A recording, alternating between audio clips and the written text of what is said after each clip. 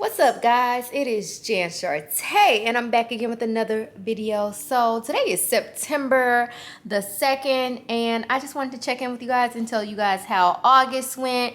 I want to just walk you around the warehouse, my office, and have a chat with you guys. I guess more of like a day in the life video. So if you're interested, stay tuned.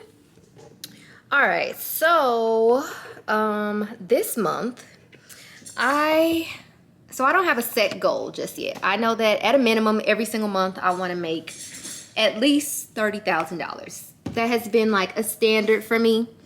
And in transparency, I did not make $30,000 last month. This is the first month in a while, besides January, I believe, that I have not had like at least a $30,000 month. And if you watched my last video, you know that I was struggling in the month of August. It was a hard month for me, and I haven't had like that hard of a time in a really long time.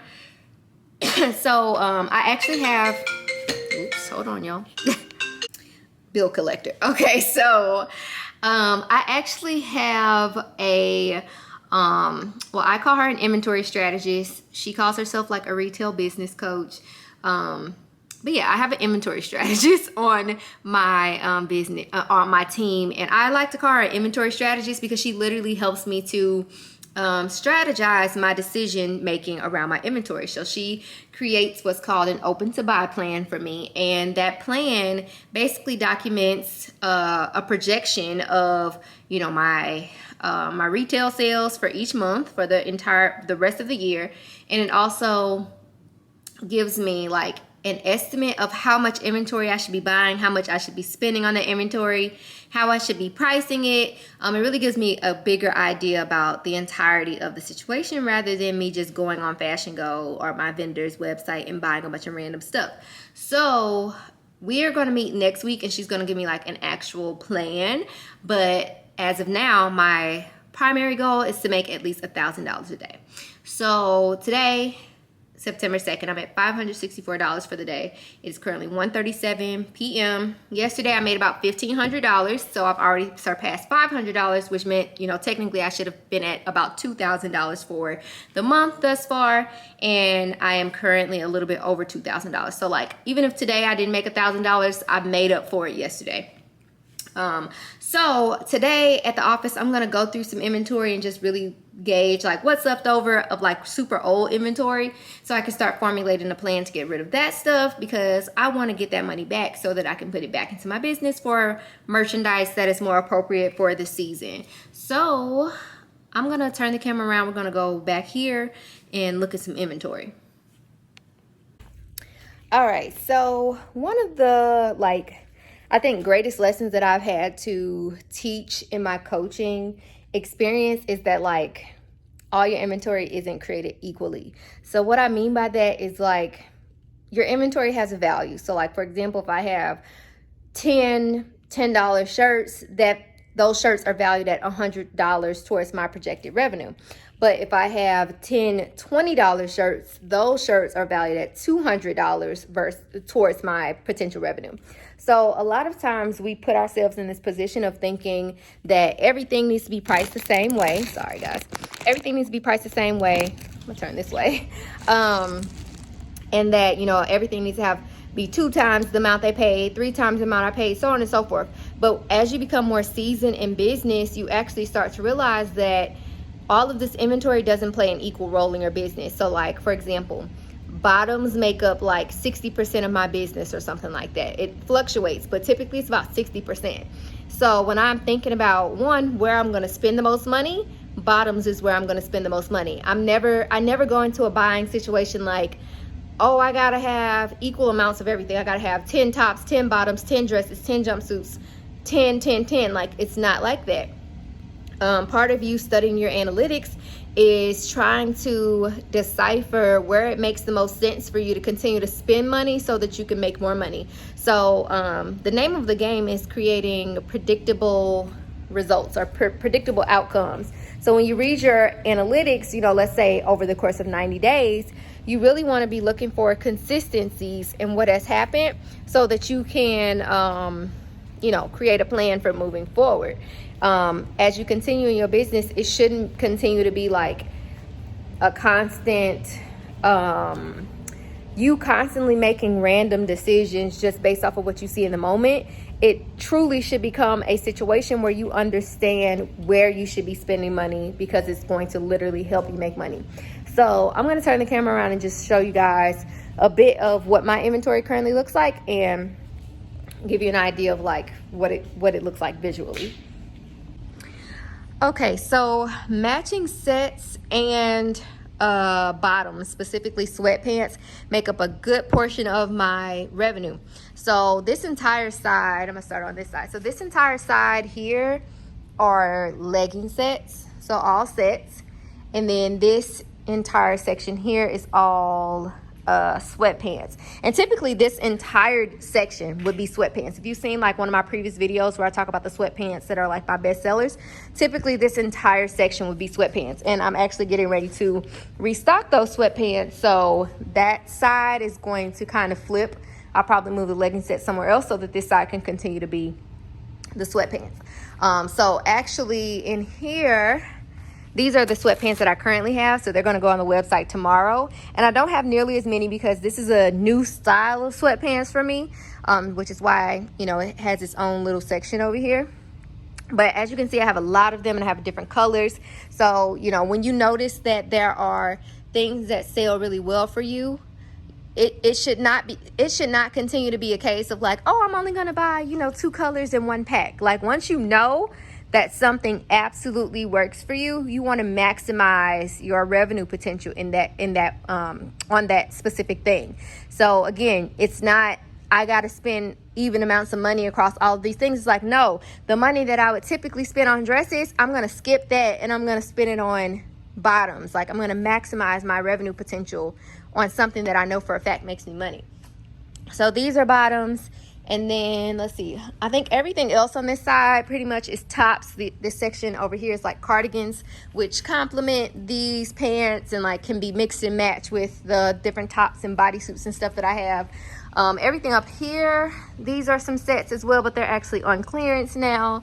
And then over here is pretty much all sets. So these are short sets. These are sweatshirts, but they match some of the sweatpants that I have.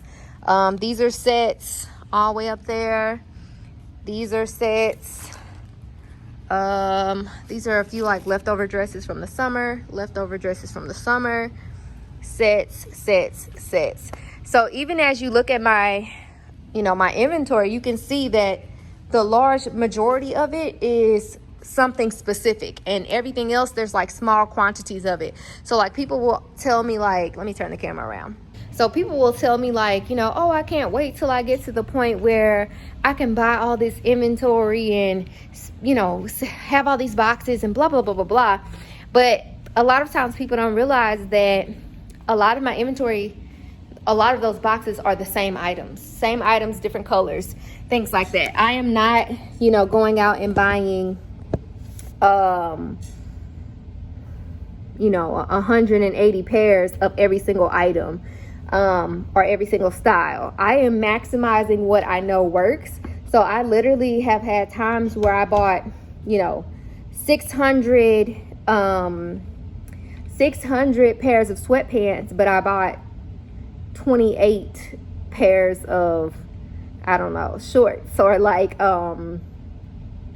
jumpsuits. Like jumpsuits do not sell well for me. Like there's certain things that I know for a fact that I can sell, but when it comes to whether or not it's going to play a major role in my revenue, I'm like, it doesn't make sense for me to maximize on my spending there because it's not going to play a major role. So anyway, the gist of all of that is that I want you guys to understand that everything, you one, need to pay attention to what is actually making you money, and 2, everything shouldn't be priced the same way. So for example, I sell my sweatpants for $20, $19.90 is the price. And I pay like, let's say close to $7 for it. So every pair of sweatpants that I sell, I'm basically making $12, $13 in profit there. So the profit margin on that, I don't even know. Do I have my other phone with me? Let's see. So I use an app called Cost Margin to help me calculate my numbers. So let's just plug those numbers in, and I'll tell you what the profit margin is on that. So if I pay $7 for something and I am selling it for $19.90, the profit margin on that is 64.82%. So that means that 64% of the money that I make if I sell that item for $19.90 is going to be profit. So on the flip side of that, you might, or not even the flip side. So, another part of business is knowing like what prices work for your customers. So there are certain things that I sell in my inventory that, cost me more than the average thing. So for example, I have this crochet cardigan that I sell that like complements a lot of the outfits that I offer, because I sell mostly solids and very basic things. The crochet cardigan is very colorful and bright and patterned and things like that. So anyway, I paid like $35 for this $35 for the cardigan, and I sell it for $69.90. So if I had the mentality that every single item that I sell needs to have the same profit margin or needs to be priced the same way, let me tell you what the price would need to be based on that. So if I paid $35 for an item and I price it at $69.90 currently, the profit margin on that is 49.92, so not even 50%. So 49.92% of the money I make will be profit. If I were to give that $35 item the same profit margin as my sweatpants, being, I think I said like 64.8 or something like that, I would need to sell that cardigan for $99.43. Based on the customer that I have, that price point doesn't make sense. My customers will spend $100 in a transaction, but they would not buy a $100 item from me. So I think it's important for you to know that like you can buy things that are more expensive. You just have to do it with the awareness that you might not be able to sell it for or price it the way that you price everything else.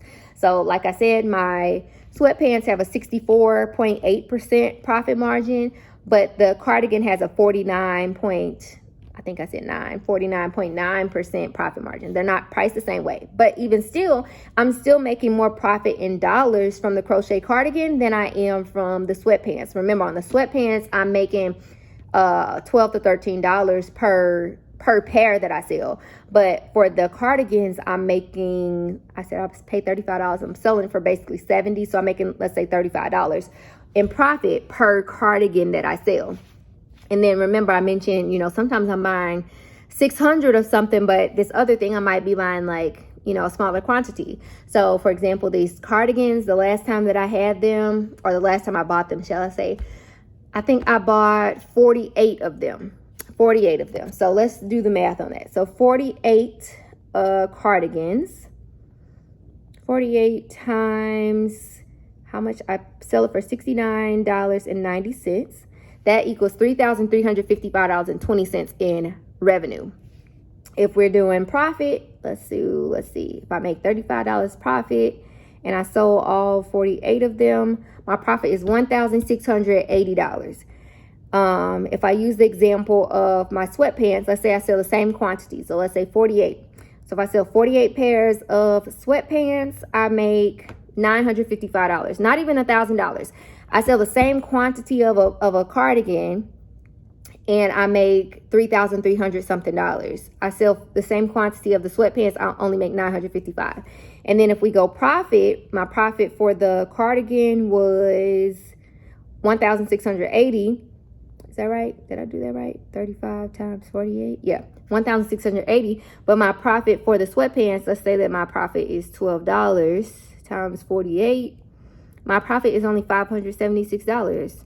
So hopefully you're getting where I'm going with this. Everything doesn't have to be priced the same for me to still be making decent money. You just have to really have control over what your pricing should look like with your customer in mind, and then also have an awareness of like what you want your profit margin to be on individual styles, not how much it needs to be on every single thing that you sell. And again, I have an inventory strategist. These are things that I understood before I hired her. Let me pinpoint that. I understood that everything doesn't have to have the same margin. Just from looking at my analytics, that helped me to decipher that. But working with her, now I have someone who is able to dig very deeply into my sales history. So not only just like what happened in the last month, but like what has happened for the entirety of this year, what happened in the entirety of last year, and what happened in the same month in the previous year. And she uses all of that information, all of that data to create a plan of action for me. So she helps me to decide how many bottoms I need to buy, how many dresses I need to buy, how many tops I need to buy, so on and so forth. And then she also helps me to determine what the profit margin needs to be on each one of those things individually based on my sales history. So it's not just me pulling a random number out of my hat or out of my butt. We're literally looking at my sales history and saying, you know, traditionally, this is how much people typically spend on, you know, one thing in particular. And therefore, using that information, this is how you should price it going forward. So you might think, well, you know, let's say I was typically selling it for 60% with a 60% margin, but this person's projecting that I should sell it with a 55% margin. You might think like, oh, I'm going to end up making less money, when in actuality, you just need to sell more of them now. You need to sell a higher quantity of them. So, you know, using my sweatpants as an example, when I initially started selling them last year, I was selling them for like $24.90, I think. I can't remember if that's the right number, but I think it was about $24.90. And they weren't selling well. Now, granted, I didn't have nearly as many. I also wasn't putting as much of an emphasis on the sweatpants as I do now. But they weren't selling as well with the $24 price point. So at the end of the year, when I was doing like, you know, my blowout sale to clear out some things prior to the new year, I ended up marking down a lot of things in my inventory. And one of the things that I marked down was the sweatpants. So I actually marked them down to $9.90 for the purpose of that sale.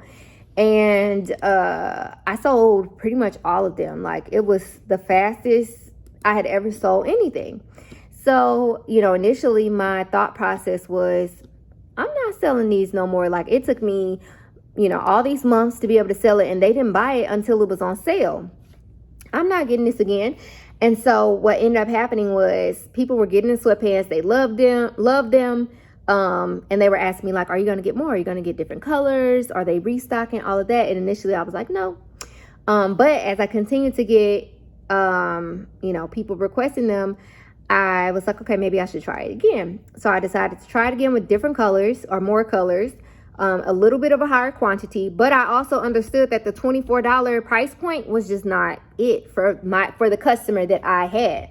So instead of pricing them the exact same way in the new year, I priced them at less than $20, so $19.90, because I wanted to see how that would go. And lo and behold, that item became my bestseller. I have literally sold, I don't know, thousands. It's literally thousands of them. Sweatpants alone make up a very, very large portion of my revenue this year. I actually want to go and look because it is crazy. But if I had never, you know, stopped to pay attention to the fact that the pricing was what was not making that item work, that would have been a lot of money that I missed out on this year. So I'm looking at the numbers right now. My plus size sweatpants, I've made $17,820 from just the plus size ones. And from the regular size ones, I have made sweatpants. I have made about $64,000 from the regular size ones. So $64,000 plus $17,000 is 64, 17, like 71,000, 81,000. Sorry, y'all. Math is not my forte. About $81,000 from an item that I didn't want to sell anymore last year because I couldn't sell it for $24. The only thing that I had to do was discount it or sell it for a cheaper price and have a higher quantity of them. That was literally it. So I don't know how this became a math lesson or a pricing lesson or anything like that, but I just wanted to share that with y'all. So I am, just going through my numbers today. It's the beginning of the month. I think, the end of the month, the beginning of the month is a great time to really dig into your numbers and figure out what has worked for you, what's not working, what you need to do to make better decisions going forward. Before we go, another great thing that I would recommend looking at is the amount of discounts you've offered in a year.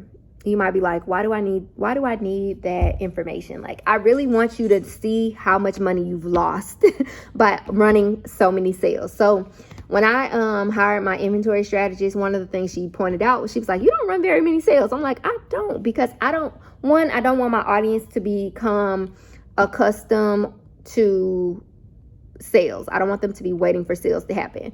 But two, like I just mentioned, I realized I have control over my pricing. I don't need to necessarily run a store-wide sale or anything like that. I just need to really figure out what my pricing needs to look like the regular price, to be able to sit well with my audience. And it wasn't, oh, I'm making less money now. It was, oh, I just need to buy more of them now. So a lot of times we're in this space of fear around buying more than one pack and things like that. That's a big thing. I still have things that I want to buy or that I'm scared to buy. So I only get one pack, a couple packs, and try it out, see how it goes. And for example, these sliding across the floor. These knit cardigans are waffle knit. I originally started with, I think, 2 packs of this one color. That was it. I had never sold a cardigan like this. My plan or intention was to show it paired with a pair of sweatpants that I offered. So I also got the sweatpants that are right next to it in one color. 2 packs. And so it sold really well. I just needed to prove to myself that, 1, the item was a good idea for me, and 2, that the pricing worked. So I restocked it, and now I have 2, 4, 6, 8, 10 colors, and I want to say 3 packs of each color. So, sometimes you just need to prove to yourself that it makes sense, not go all in from the get-go. And then for the sweatpants, the one color sold really well. So I just got 1, 2, 3, 4, 5, 6, 7, 8, 9, 10 colors. Yeah, 10 colors in the sweatpants. And yeah, so I want to reiterate that we have to stop playing scared. It's really important, but we also have to read our numbers. You need to learn how to read your analytics to make better decisions. If you haven't watched my last video, I would definitely recommend watching it. It's literally all about analytics. I literally go through what I did or what I analyzed to make better decisions to improve my sales last month, because they were terrible. For 20 whole days, my business was shot. It was crazy. But yeah, so I would definitely recommend watching that video. It's literally all about studying analytics and numbers to make better decisions. But yeah, this is a really impromptu video. I didn't have anything specifically that I wanted to talk to y'all about or anything. Just wanted to throw up a video. I know it typically is a while between, each one of my videos. So I'm trying to get more consistent with posting them, even if they end up being these impromptu videos. So I hope you guys enjoyed this one. And as always, if you want to hear something else, you want me to teach you something else, you want me to make another video about something else, you have questions about my business, questions about my classes, my coaching offers, things like that, feel free to drop them in the comments and I will definitely get back to you guys. All right, until next time, peace.